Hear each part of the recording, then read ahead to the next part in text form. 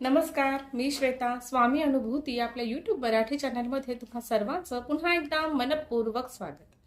बघा, स्वामी अनुभूतीमध्ये आपण काय सांगतो तर कोणत्या वेळेस कोणती गोष्ट केली पाहिजे, कोणती सेवा केली पाहिजे जेणेकरून आपल्याला त्याचे लाभ घेता येतील, या सगळ्या गोष्टी आपण ऐकत असतो. स्वामींची सेवा मनोभावे करत असतो. पण जेव्हा स्वामी भक्तांनी सक्षम व्हायचं ठरवलं आहे किंवा स्वामी भक्तांनी स्वतःला स्वतःचीच मदत कशी होईल हे पाहणं अत्यंत गरजेचं आहे. आणि त्यासाठीच आम्ही हा नवीन प्रयत्न तुमच्यासाठी घेऊन आलेलो आहोत. पण आमच्या असं लक्षात आलेलं आहे की जेव्हा मी स्वामी सेवा देते त्यावेळेस त्याला खूप जणांचा चांगला प्रतिसाद येतो. पण जेव्हा मी स्वतःबद्दल काही गोष्टी सांगत असते, स्वतःबद्दल म्हणजे स्वतःच्या परीक्षणाबद्दल किंवा स्वतःला कोणत्या गोष्टीमध्ये इम्प्रूव्ह केलं पाहिजे किंवा ग्रोथ केली पाहिजे, स्वतःची कोणत्या गोष्टीमध्ये आपण चांगल्या पद्धतीने ग्रोथ केली पाहिजे, या सगळ्या गोष्टी जेव्हा मी सांगत असते तेव्हा त्याला प्रतिसाद मिळत नाही. पण बघा, नेहमी लक्षात ठेवा, जेव्हा माणूस स्वतःची मदत करतो, स्वतःला कॅपेबल बनवतो, ती सेवा मनापासून करतो, तुमच्यातला आत्मविश्वास वाढतो, तुमच्यातल्या भाव वृत्ती, तुमच्या गोष्टी ज्या सकारात्मक व्हायला पाहिजेत या सगळ्या योग्य दिशेने चालत असतात. त्यावेळेस तुमच्यामध्ये एक वेगळ्या प्रकारचं चैतन्य आणि वेगळ्या प्रकारची ऊर्जा निर्माण होते.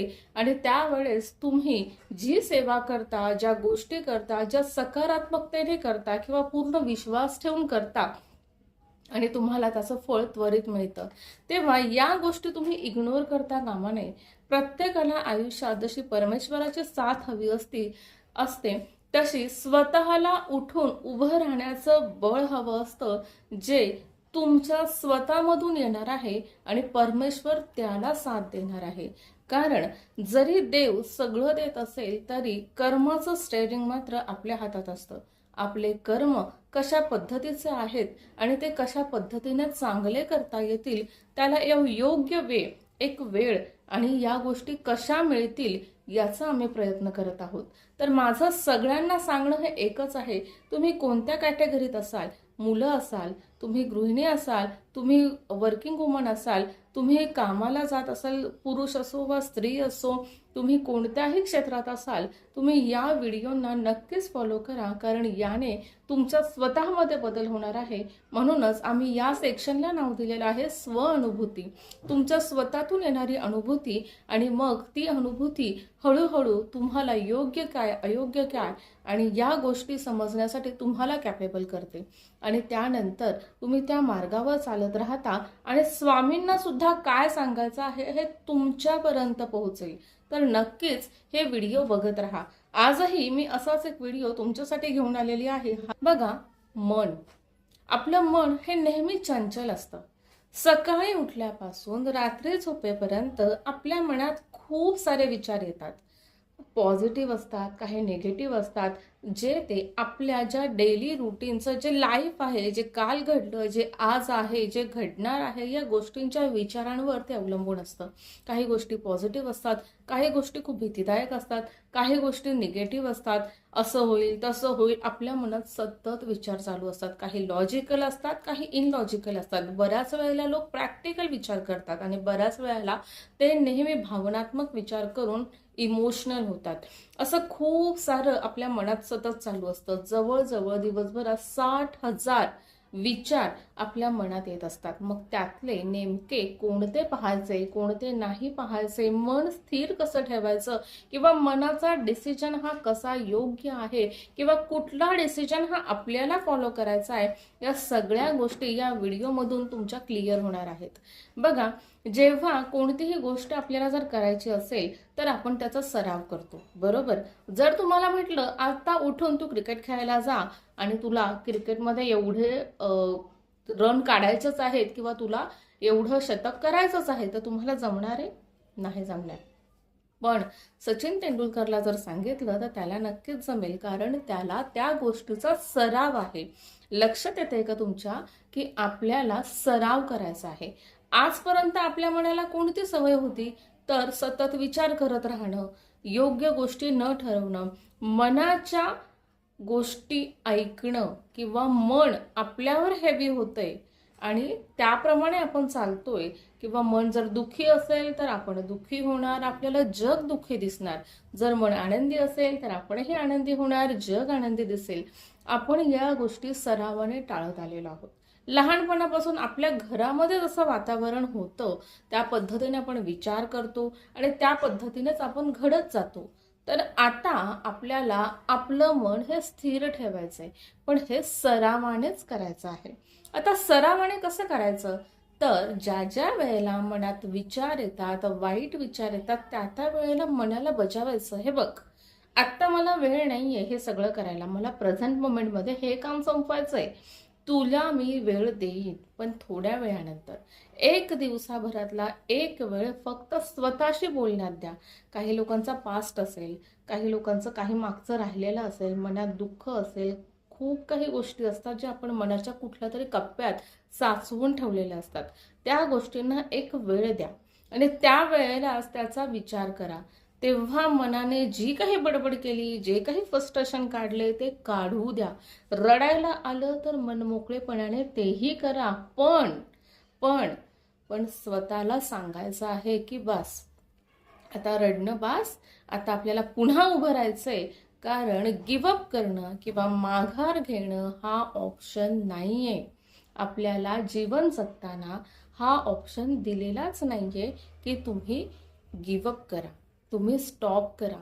नाही, रडू आलं तर रडा, पण पुन्हा एकदा उठा. कारण जेव्हा आपण रडतो तेव्हा आपलं मन हलकं होतं आणि जेव्हा आपण हलके होतो तेव्हा जास्त वर जातो, जास्त उभारी घेऊन आपण प्रयत्न करतो. तर नक्कीच ही गोष्ट तुम्ही करू शकता. आता तुमच्या मनाला जेव्हा तुम्ही सांगाल की नाही मला हे करायचंय, yes I can do it, आणि मला हे करायचंच आहे, तर त्यावेळेस तुमचं मन हे ॲटोमॅटिक त्याच्यामध्ये परिवर्तन होतात. जेव्हा तुम्ही अशी कुठली गोष्ट करत असाल किंवा तुम्हाला हे खरंच मनापासून करायचं आहे, तर तुम्ही थोडा वेळ 5 ते 10 मिनिटं मेडिटेशन करू शकता. मेडिटेशनमध्ये सुद्धा आपल्या मनात खूप सारे विचार येत असतात. आपण शांत राहण्याचा प्रयत्न करतो, एकाग्र करण्याचा प्रयत्न करतो, पण मनामध्ये विचार येत असतात. त्यावेळेस फक्त विचार आले आणि हे तुम्हाला इमिजिएट कळालं की नेक्स्ट एवढा शब्द उच्चारायचा आहे की ते सगळे विचार पटकन बाजूला निघून जातात.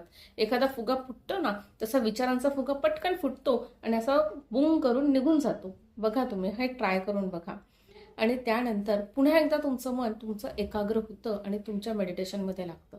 त्यावेळेस तुमचं मेडिटेशन प्रॉपर होतं. आणि ही गोष्ट आज नाही, उद्या नाही, परवा नाही, तुम्हाला सतत करायची, म्हणजे याचा सराव करायचा आहे. आणि एक दिवस असा येईल की तुमचं मन हे तुमच्या ताब्यात असेल. तुम्ही योग्य रीतीने विचार कराल, तुमचं मन तुम्हाला काय हवंय तेच करेल. ते भरकटत जाणार नाही, इमोशनल होणार नाही, दुःखात जाणार नाही. उलट ते तुम्हाला सांगेल की नाही, धिस इज नॉट टाइम. तुमचा वेळ हा प्रेझेंटमध्ये येईल. तुम्ही जे आत्ता काम करताय त्याच्यावर 100% फोकस देणे हे सुद्धा खूप महत्त्वाचं आहे. म्हणजे जर तुम्ही पुस्तक वाचताय तर तुम्ही वाचण्यावरती लक्ष द्या, काय वाचताय त्याच्यावर लक्ष द्या. रसिक बना, प्रत्येक गोष्टीचं रसिक बना. मग टीव्ही बघत असाल तर पूर्ण लक्ष, पूर्ण फोकसने तुम्ही टीव्ही बघा. स्वयंपाक करत असाल तर संपूर्ण लक्ष स्वयंपाकात द्या. जर तुम्ही ऑफिसमध्ये काम करत असाल तर पूर्ण 8 तास तुम्ही कामात लक्ष द्या. तिकडे तुमची इन्व्हॉल्वमेंट करा, इकडे तिकडे दुसरीकडे कुठेही नाही. आणि जर तुम्ही एखादी गोष्ट, गाणं म्हणत असाल, तुम्ही आणखीन काही वेगळं करत असाल तर त्या गोष्टीवर पूर्णपणे फोकस करा.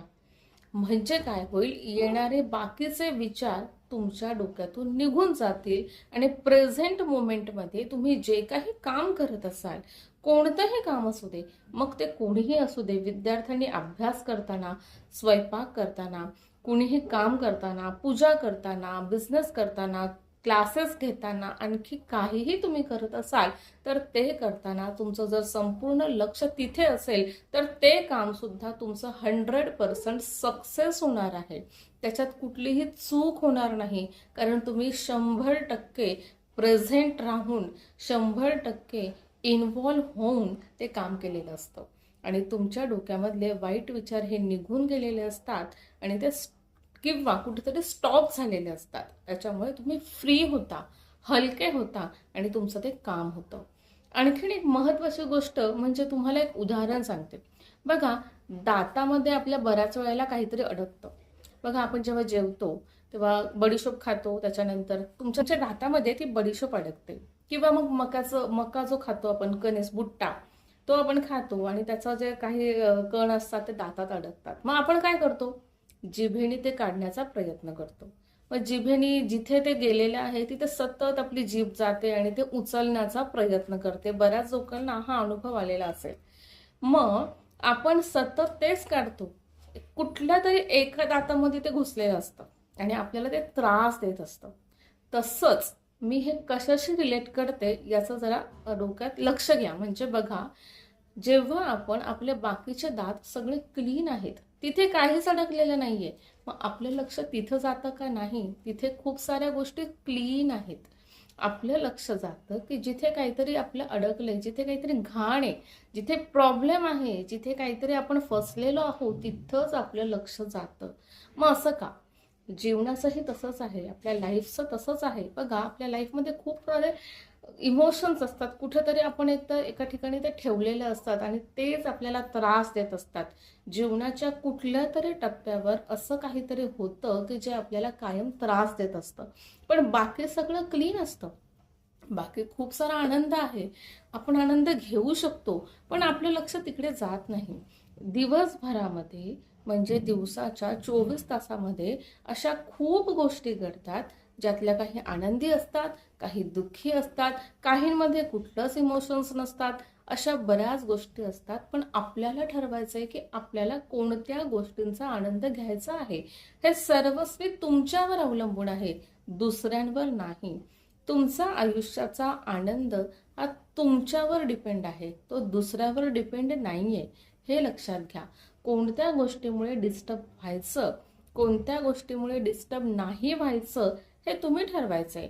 तुमच्या जीवनामध्ये जर असा काही बॅड पॅच असेल किंवा काही गोष्टी असतील ज्याच्याने तुम्हाला त्रास होत असेल, तर त्या गोष्टींकडे बघू नका. तिथे स्टॉप करा आणि बाकीच्या गोष्टींचा आनंद घ्या.